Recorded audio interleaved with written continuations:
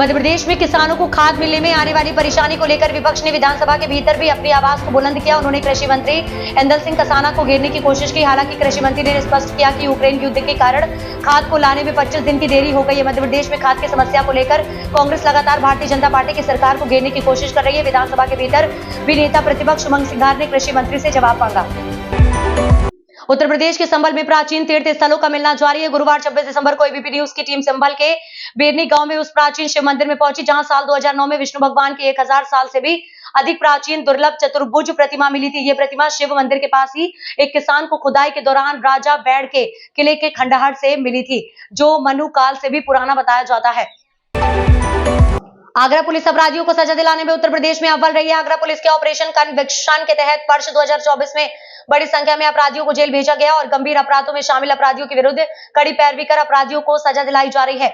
Agra police ने वर्ष 2024 में 10 वर्ष से अधिक की सजा के मामले में लगातार पैरवी कर उन्हें दंडित कराया है, जिसमें मृत्यु दंड भी शामिल है। अल्लू अर्जुन की फिल्म पुष्पा 2 बॉक्स ऑफिस पर उसी डायलॉग को दोहराती नजर आ रही है जो फिल्म में पुष्पा बार बार बोलता नजर आ रहा है, मैं झुकेगा नहीं।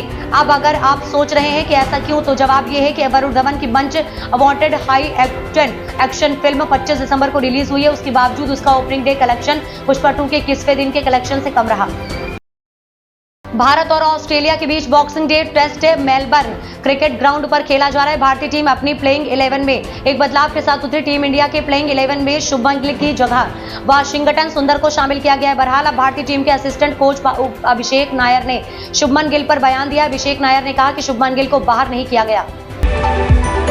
देश भर में चल रहे किसान आंदोलन के बीच उपराष्ट्रपति जगदीप धनखड़ ने एक बार फिर किसानों के मुद्दे पर खुलकर अपनी बात रखी है।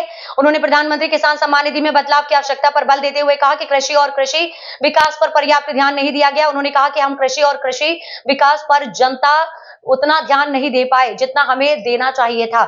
यहाँ 5000 वैज्ञानिक है, करीब 25,000 लोग कार्यरत है, बजट 8,000 करोड़ से अधिक है। चीन ने अपनी सैन्य ताकत को और अधिक खतरनाक बनाने के लिए नई रणनीति तैयार की, जिसमें एआई सक्षम हल्के कामिकाज ड्रोन की बड़ी भूमिका होगी। ये कदम न केवल भारत के लिए एक गंभीर चुनौती प्रस्तुत करता है, बल्कि चीन अपनी अजीज दोस्त पाकिस्तान के जरिए और अन्य सीमावर्ती क्षेत्रों में भी सुरक्षा चिंताओं को बढ़ा सकता है। हाल ही में चीनी सैन्य सूत्रों ने खुलासा किया है कि 2026 तक लगभग 10 लाख ड्रोन तैयार करने का आदेश दिया गया है। पोस्ट ऑफिस में आरडी स्कीम में खाता खोलने की प्रक्रिया बेहद सरल होती है। हमें अपनी नजदीकी पोस्ट ऑफिस में जाकर खाता खोलना होता है। यहाँ हम सिंगल या ज्वाइंट दोनों तरह के खाते खोल सकते हैं। जिन लोगों के पास बचत के लिए कम पैसे होते हैं और उन्हें लंबे समय के बाद एक अच्छी रकम चाहिए होती है, तो उनके लिए पोस्ट ऑफिस की आरडी स्कीम एक अच्छा विकल्प है। पोस्ट ऑफिस की आरडी स्कीम की कई खासियत है जो इसे निवेश के लिए फेमस ऑप्शन बनाती है।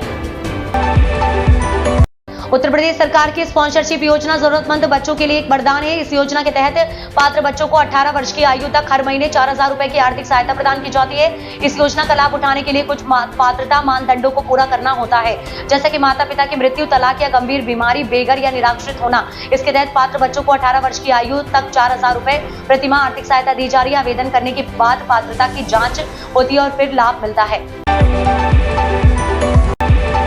नया साल पेंशन धारकों के लिए राहत लेकर आ रहा है। 1 जनवरी 2025 से कर्मचारी भविष्य निधि संगठन ईपीएफओ ने पेंशन निकासी के नियमों को सरल बना दिया।